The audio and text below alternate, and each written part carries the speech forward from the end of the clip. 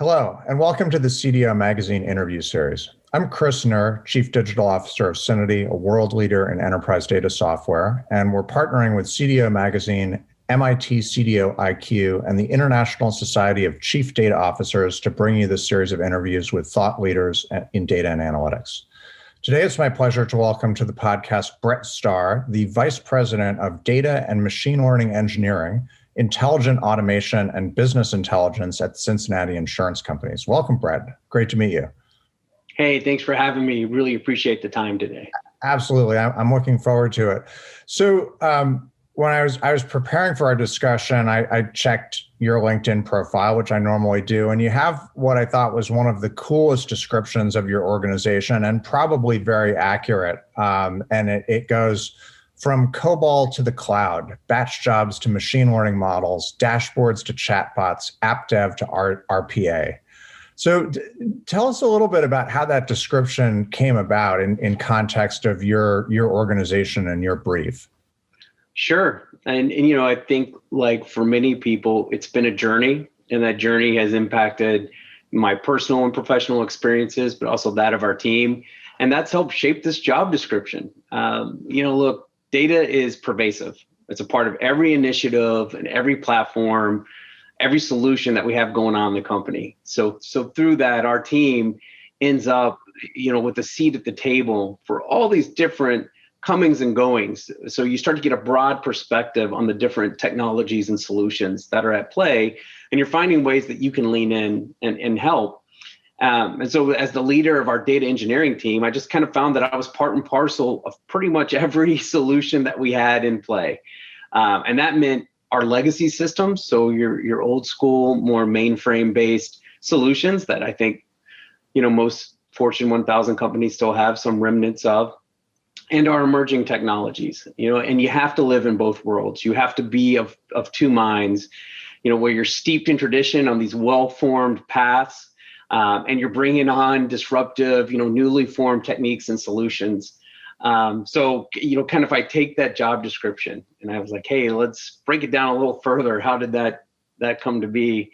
In that old school bucket, if I can use that term, like I mentioned before, I think I haven't come across a Fortune 1000 company that still doesn't have some mainframe or legacy footprint. And we still have, a shrinking but footprint there. So, with that portfolio and data pipelines and applications that some of which we developed in the 80s that we're continually pruning and replacing with more modern configurable engines, future-proofing our solution stack, that keeps me in the COBOL portion that you see there in that job description. And then through our evolution of data engineering, we've tapped into concepts and use of an enterprise canonical message like few companies that I've come across. And these canonical messages, they contain nearly every data element of value. It's placed in a common structure with a common label.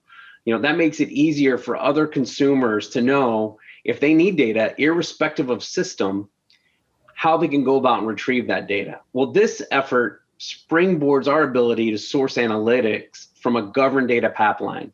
And so you have this governed data pipeline, and so working with these canonical messages, we found, the volume of messaging, maybe even the size of some of the messages, maybe don't lend themselves to some of the traditional solutions and architecture that you have in place. So that started to pull us into the big data space where we needed some more horsepower and something that can handle, different structured data types. So then that started to expand the job description and experiences, working with our canonical messages. Well, at the same time that we're doing that, we have this rapidly growing predictive modeling, data science, machine learning domain. This is in our actuarial department, our data science department, a department that our team serves. And I like to joke that we have more PhDs on the top floor than most universities. I mean, we've got a lot of really smart guys and gals that are working up there, and they're cranking out data mining and modeling and even to a certain degree, some software engineering concepts. And now you've moved into the big data space, but you find, gosh, I need something even more elastic. And an elastic, secure platform that can handle these dynamic workloads that help us win on analytics.